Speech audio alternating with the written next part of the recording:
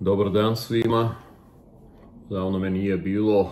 Prvo hoću da poželim svima nama srećnu novu godinu 2020. Evo me, sedim u Holandiji i sad 1. januar.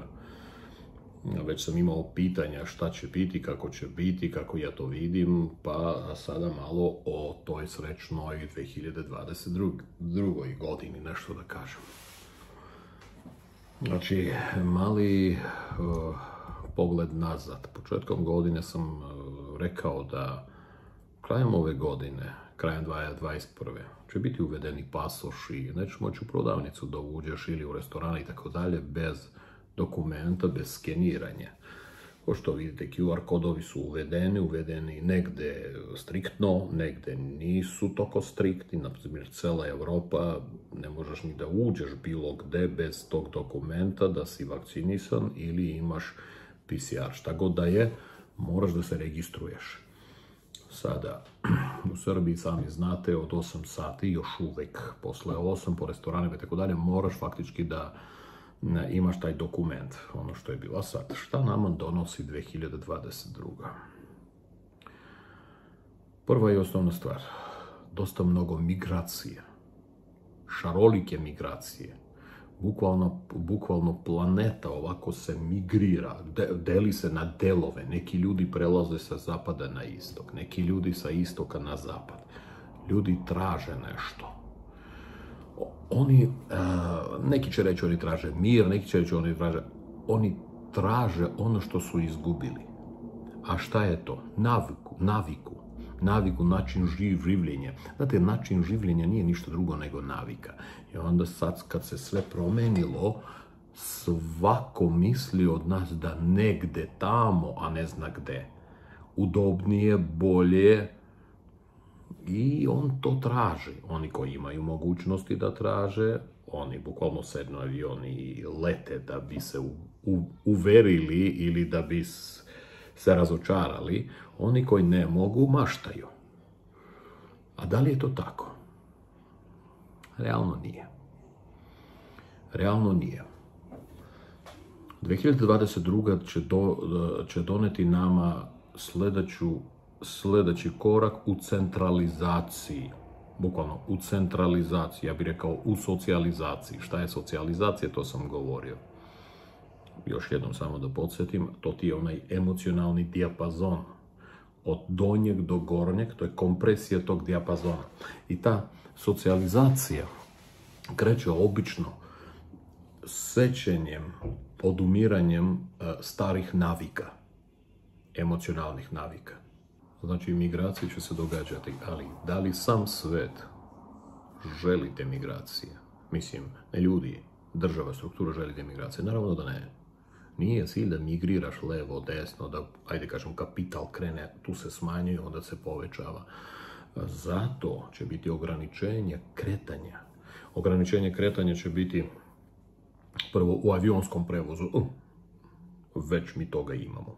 Evo, već ja mislim da je krajem 2021. već su krenuli sa ograničenjima, neke države zatvorili svoje aerodrome i tako dalje. Obrazloženje, neka varijacija COVID. Ljudi moji, taj COVID mutira sa abnormalnom brzinom, interesantno. On sezonski menja svoju garderobu. I to non stop, nijedan virus do sada to nije radio tako brzo, ali ovaj savremeni, ovako modern, otkud ja znam. U svakom slučaju sad taj novi virus i zatvoreni su aerodromi. Neke države ne primaju, bit će zatvaranja još, upravo da se spreči migracija ljudi.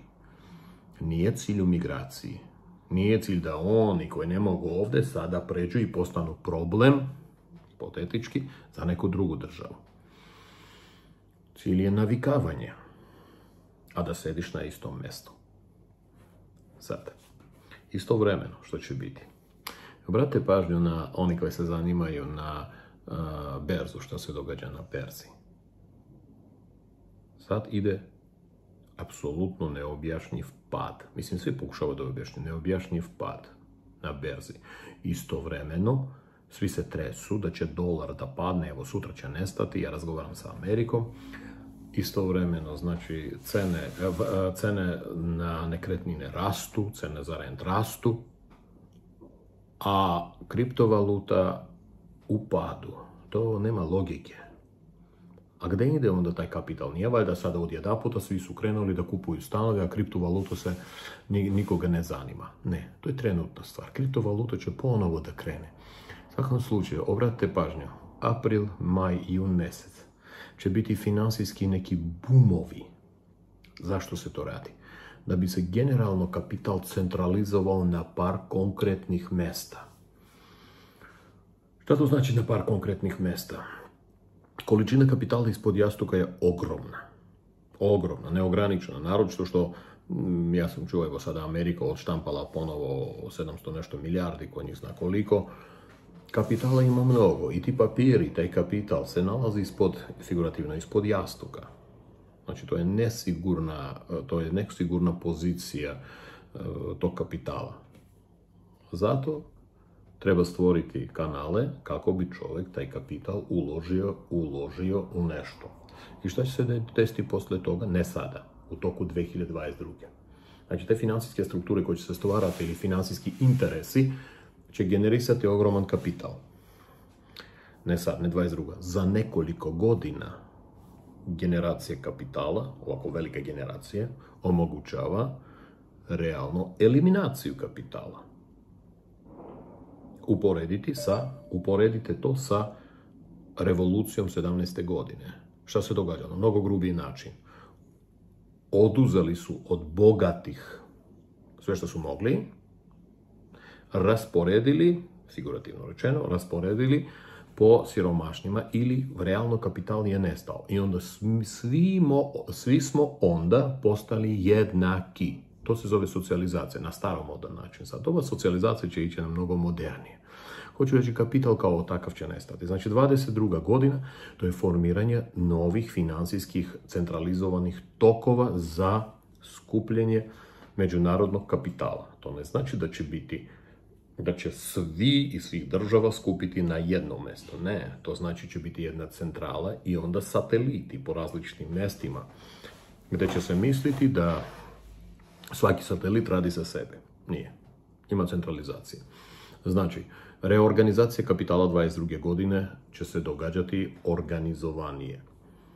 Migracije će se smanjiti. Sada, da li 22. prestaje COVID? Ne prestaje COVID.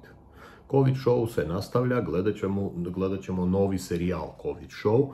On će biti čak i, kako vam da kažem, interesantnije, thrillerski organizovan. Ako do sada je bilo mnogo haotično sa elementom mistike nekog horora, onda sada taj show, sljedeći show COVID, on će biti više thriller, više detektiv organizacija, zato što smo mi navikli već na to.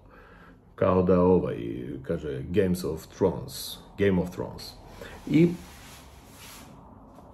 da li će školski sistem da se menja? Realno ne mnogo, zato što još uvijek je rano.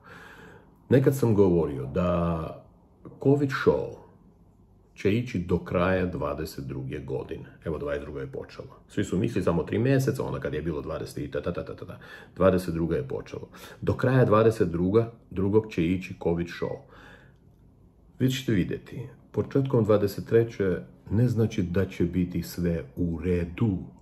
U onom smislu u redu u kom smo mi navikli, da kažem, posljednjih 20, 30, koliko god godina, više nikad neće biti. To je otišlo u prošlost. Nego će se nekako stabilizovati to novo.